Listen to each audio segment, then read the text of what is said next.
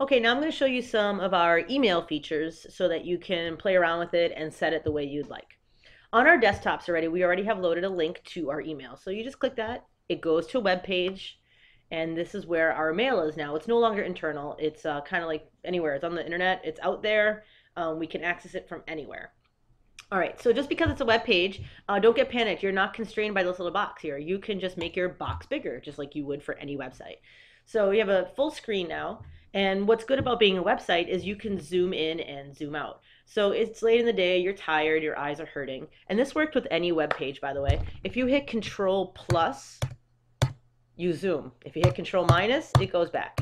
If you're a superstar and you can read that, awesome for you. Okay, but you can control the size of your font. Alrighty, the other thing that's cool for us is we have option for where to put our reading pane. And I have mine set to the right.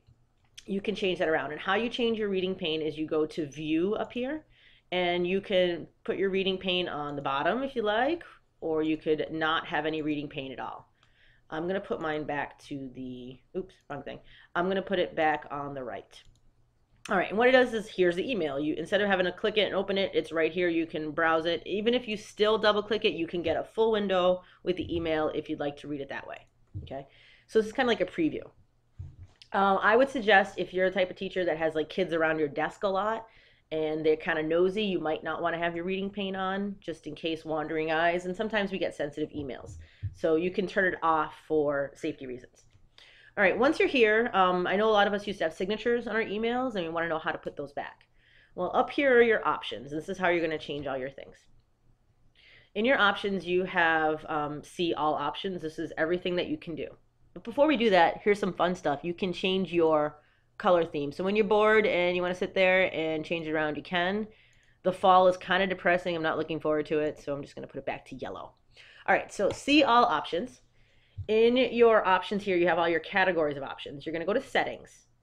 And this is where you type your signature. Remember, all of us had like a name at the end. I typed mine up in my contact and I put automatically include my signature in messages because I don't care who it is. If it's mom, if it's school, whatever, everybody's going to get my signature. If you don't check that, I believe it asks you every time if you want to insert it. So personal preference, whatever you like, I leave mine on all the time. Another personal preference you might want to have is, where is it? Oh, newest messages on top. I think most of us are accustomed to that. You can change it if you want to put your new messages on the bottom, whichever you want. And I want to keep this unchecked, hide deleted items. Sometimes I delete an email and I know I need to go back and look at it, so I don't hide them. I just keep them. Completely up to you. I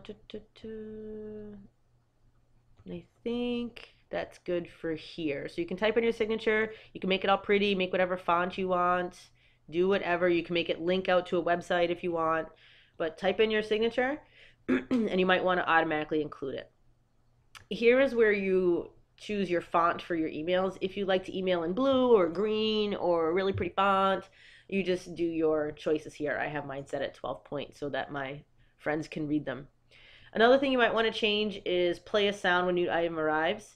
You might want to uncheck this just because from my experience with the kids, if you have your computer going and you're watching a movie and the sound is on, they hear boop, oh, they go email, you know, just like when the phone rings and they say, oh, phone, because clearly I must be hearing impaired. So do these as you wish, change them around if you'd like to. Okay, I'm going to put my sound back on right now since I'm not in school, and that's okay. And you're going to want to save your changes. So that's where you mess around with those things, okay? All right, back to mail.